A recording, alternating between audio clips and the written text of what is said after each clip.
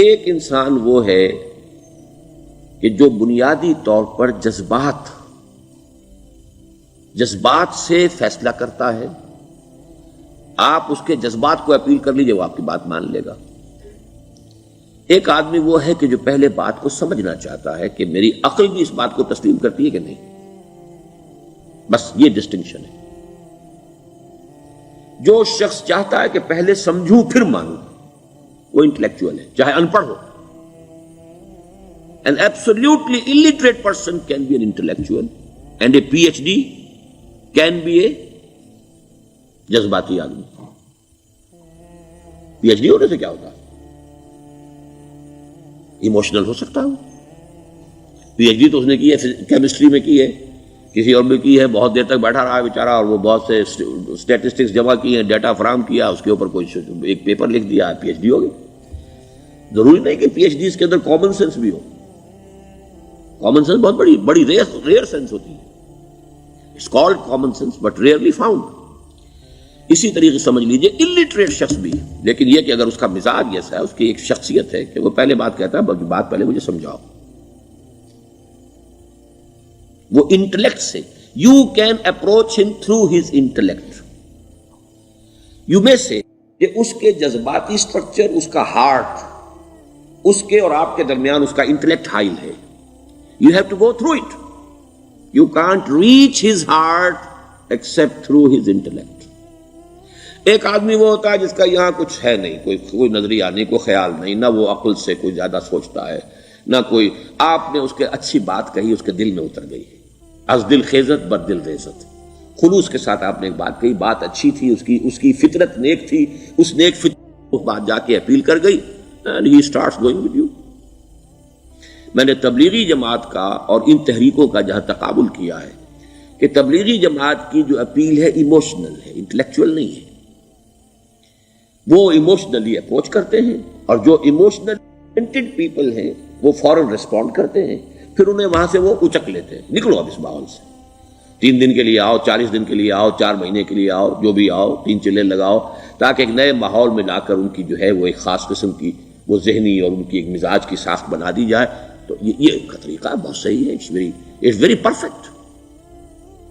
ان کی میتھڈالوجی میں کوئی لوپ ہول نہیں ہے، یہ میں آپ کو بتا دیتا ہوں. اس لیے کہ آج اس کے شخص کے دل میں ایک اچھا جذبہ ابھرا ہے اور وہ کل ہو سکتا ہے نہ رہے. یو کیش، ابھی کیش لو، ان سے نقد لو، نکالو بھائی، وقت نکالو، نقد. اور ان کا بڑا پیارا جملہ ہے، گھر گئے تو گر گئے.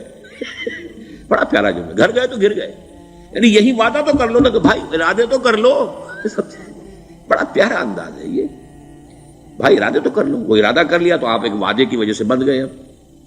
اب یہ کہ اچھا بھائی چلو نکلو، اب نکل گئے تو پھر تو ان کے قابو میں آئی گئے. اب آپ انہوں نے 24 گھنٹے وہ آپ کو جو ہے اس میں رکھنا ہے کہ وہ آپ اپنی ساری سوچ وہ سب کی سب جو ہے وہ سب جاتی رہے گی.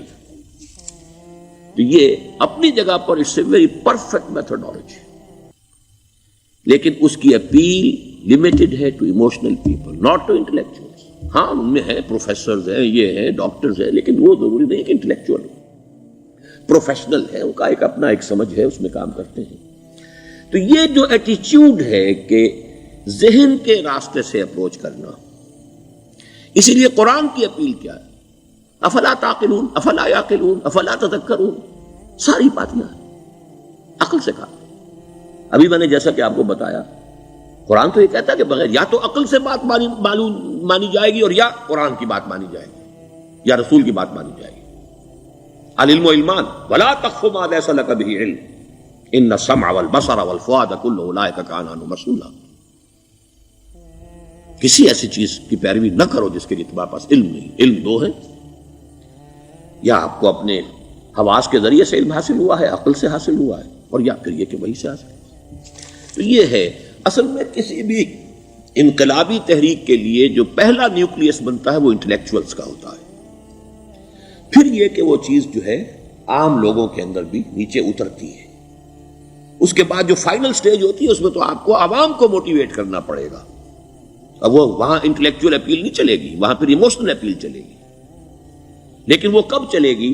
جبکہ ایک مضبوط جماعت ایسی پیدا ہو چکی ہو کہ جو سمجھ کر آئی ہو، علی وجہ البصیرت مان رہی ہو، چل رہی ہو اپنی دونوں آنکھیں کھول کر چل رہی ہو، پھر ڈسپلنڈ ہو، پھر جو کچھ کہہ رہی ہے وہ کر بھی رہی ہو، ایسی مضبوط جماعت ہوگی تو ایک عوامی جو ہے کوئی تحریک اٹھا کر اسے کنٹرول کر سکتی ہے، اسے ایک ڈائریکشن کے اندر رکھ سکتی ہے، ورنہ عوامی تحریک کو کوئی کر سکتا ہے؟ عوامی تحریک خود بخود بھی دائیں بائیں کسی طرح بڑھ جائے گی، جوش اور جذبات کے اندر، تو پھر انسان جو ہے وہ پھر ادھر سے ادھر نکل جاتا ہے، پھر وہ حد اعتدال پر نہیں رہتا۔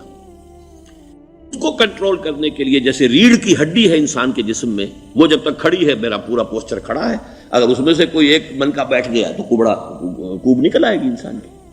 تو وہ ریڑھ کی ہڈی جو ہے وہ جماعت ہے، انقلابی جماعت، جو کہ اسلامی انقلاب میں حزب اللہ، جو ہم تنظیم اسلامی کے تحت کوشش کر رہے ہیں بنانے کی، اور یہ کہ اس کے لیے انٹلیکچوئل اپروچ کے لیے یہ سارا معاملہ ہے کہ جو اسلام کی نشأت ثانیہ سے شروع ہوا، اور یہ سارا کام جو اب ہو رہا ہے، آپ سے بات ہو رہی ہے، آپ کو سمجھانے کی کوشش ہو رہی ہے کہ دین کو سمجھیے کہ دین ہے کیا، اس کا ہدف کیا ہے، اس کا بیسس کیا ہے، اس میں پرائرٹیز کیا ہیں، یہ ساری چیزیں کہ سمجھ سے آئیں آپ کے اندر، پھر آپ سمجھ کر اس شے کو قبول کریں۔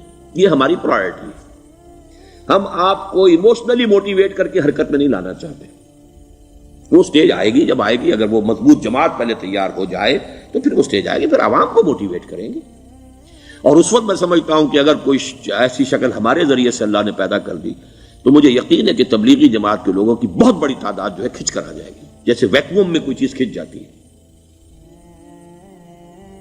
لیکن جبکہ انہیں معلوم ہو جائے کہ ہاں دین ہے، واقعتاً یہ کوئی اقتدار کی جنگ نہیں ہے، یہ کوئی اور مسئلہ نہیں ہے، کوئی اس میں شک و شبے سے بالا تر بات نہیں ہے، خالص دین کا مسئلہ ہے، اور اس کے اوپر کوئی تحریک شروع ہوئی تو پھر وہ نکل آئیں گے لوگ۔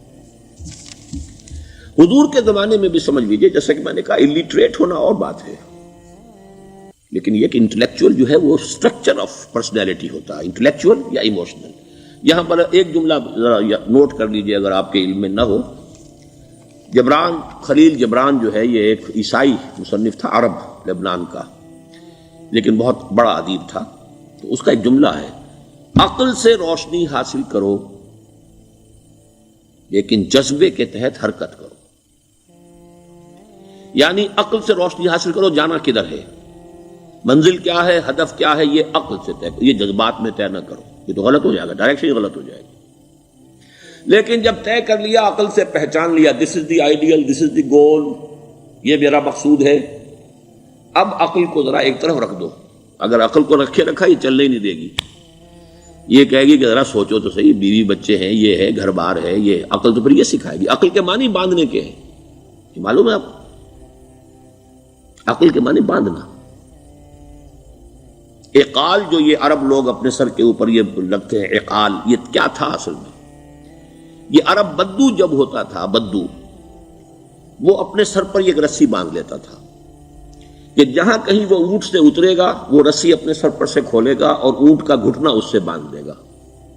ایک گھٹنا باندھ دیتا تھا تاکہ اب یہ اونٹ دوڑنے کے قابل نہیں رہا، 3 پاؤں سے اچک اچک کر، ادھر سے کوئی کیکر کا درخت ہے کچھ کھا لے گا، کہیں اور چلا جائے گا، دوڑ تو نہیں سکتا۔ اس رسی کو وہ اقال کہتے تھے۔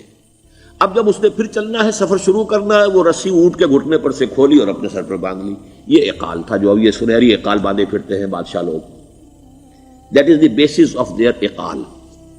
اسی لیے حدیث آتی ہے کہ ایک بدو، ایک عرب باہر سے آئے، اونٹنی کو انہوں نے بغیر باندھے، وہ مسجد نبوی سے باہر حضور نے دیکھا کہ وہ اونٹنی کو انہوں نے باندھا نہیں، اس کا گھٹنا، اور وہ چلے آئے۔ حضور نے پوچھا کہ تم نے اونٹنی کا گھٹنا کیوں نہیں باندھا؟ انہوں نے عرض کیا کہ میں نے اللہ پر توکل کیا۔ تو حضور نے فرمایا یہ غلط ہے، اعقلھا ثم توکل، پہلے اس کو باندھ دو پھر توکل کرو۔ اسباب اور وسائل و ذرائع کا استعمال یہ تم پر لازم ہے، لیکن توکل اس پر نہ کرو، توکل اللہ پر۔ یہ ہے بیسک جو یعنی بیلنسڈ رائے ہے کہ آپ ایسے بالکل اسباب سے مستغنی ہو جائیں تب بھی غلط بات ہے۔ آپ do what ever you can do, لیکن یہ کہ اس کے بعد یہ نہ سمجھو کہ میرے اس کرنے سے کچھ ہو جائے گا، یہ میرے وسائل اور ذرائع سے کوئی نتائج نکل آئیں گے، نتیجہ اللہ کے ہاتھ میں۔ تو اعقلھا ثم توکل، یہ اعقل، عقل کے معنی باندھنا، پہلے باندھو اس کو۔ تو اگر چلنے میں تو عقل کو ایک طرف رکھ دو، بے خطر کود پڑا آتش نمرود میں عشق، عقل ہے محو تماشائے لبے بام ابھی۔ عقل تو نہیں اجازت دے سکتی تھی حضرت ابراہیم کو کہ کود جاؤ آگ میں، عقل تو یہی کہتی نا کہ بابا جان خامخواہ دینی ہے، اگر تم اپنے آپ کو بچا لو گے، اس وقت کوئی ہیلا کر لو، کوئی تھوڑا سا نمرود کی خوشامد کر لو، چھوڑ دے تو پھر اس کے بعد توحید کی دعوت دینا. لیکن یہ کہ زندگی ختم ہو گئی تو توحید کی دعوت کون دے گا؟ عقل تو یہ سکھاتی نا، پٹی پڑھاتی. لیکن بے خطر کود پڑا آتش نمرود میں عشق. عقل ہے محو تماشائے لبے بام ابھی. عقل تو وہیں بیٹھی دیکھ رہی ہے کہ یہ کیا کیا اس نے، یہ جمپڈ، یہ شوڈ ناٹ ہیو جمپڈ.